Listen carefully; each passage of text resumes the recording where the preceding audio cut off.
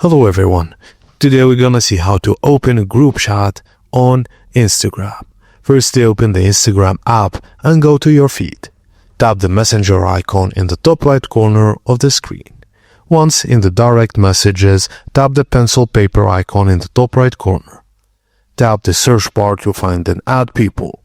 When you see the user you want to add, tap the plus icon next to their name to add them.